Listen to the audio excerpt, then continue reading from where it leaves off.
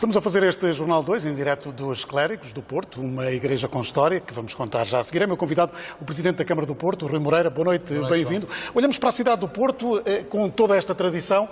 Uma cidade que consegue ganhar agora um prémio como um paraíso para as startups. Consegue-se casar tudo isto, tradição e inovação, como? O prémio que ganhamos é por sermos a cidade que temos a melhor política, o melhor conjunto de políticas para as startups. Mas isso, o grande mérito é, naturalmente, da universidade, das startups. A nossa capacidade é saber ouvi-los e dar-lhes as condições dentro daquilo que são as nossas possibilidades. Mas aquilo que é a história e que é o património é perfeitamente compatível com a modernidade e com o futuro.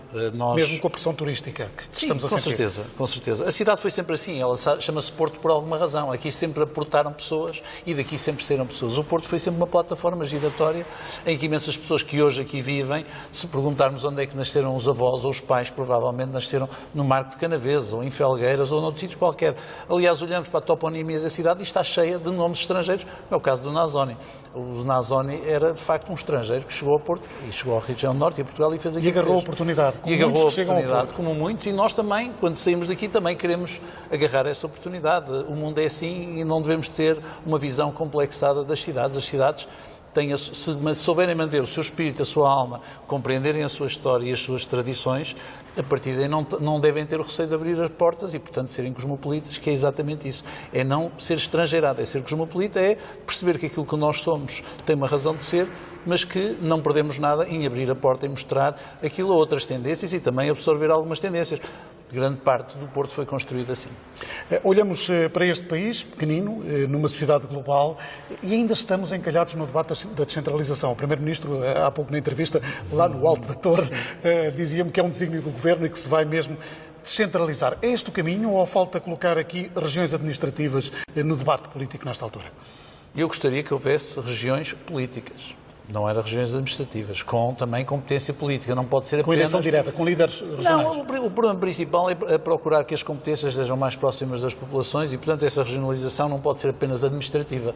Isso tentou-se, de alguma maneira, com as direções regionais, não é isso que nós queremos e não queremos que os municípios sejam direções regionais.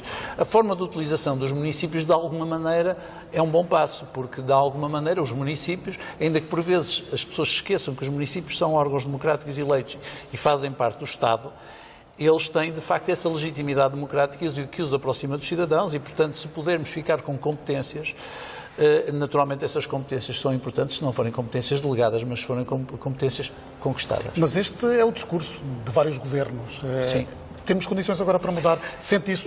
Até porque estou numa igreja, ver para querer, um pouco como ao São Tomé, mas aquilo que tem sido o debate, quer com os outros autarcas, porque também é preciso ver que hoje há um grande consenso que no passado não existia. Entre a área metropolitana de Lisboa e a área metropolitana do Porto, presidida pelo Presidente da Câmara de Lisboa, pelo Presidente da Câmara de Gaia, mas também com a participação dos outros municípios.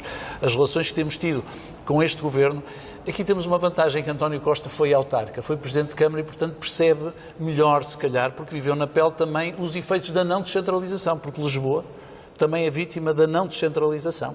Não é por ter a capital como tampa que deixa de ser também vítima. Portanto, acredito que haja um impulso e também uma altura em que as contas públicas e o país vivem uma atmosfera de mudança e de algum otimismo que pode ser aproveitado. Não é quando estamos a afundar numa crise que podemos pensar em reformas desta natureza. O caminho económico do Governo é o caminho certo nesta altura? Qual é a sua opinião? Eu acho que, considerando tudo aquilo que são os indicadores, neste momento vivemos uma bonança. Essa bonança, em larga medida, depende de uma situação conjuntural externa fantástica, como sabemos, em que temos o dólar alto, em que temos o dinheiro barato, em que temos o petróleo barato.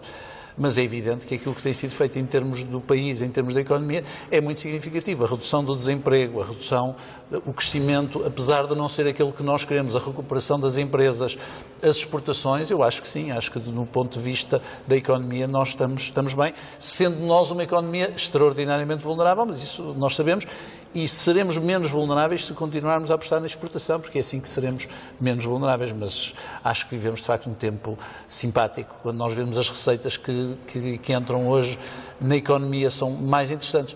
O problema é que há muitas famílias a recuperação da crise está a ser feita muito lentamente e, portanto, há ainda grandes diferenças e há muitas pessoas que ainda vivem muito aflitas. Rui Moreira, obrigado por ter vindo Muito obrigado, a este especial aqui na Torre dos Clérigos. No país, o debate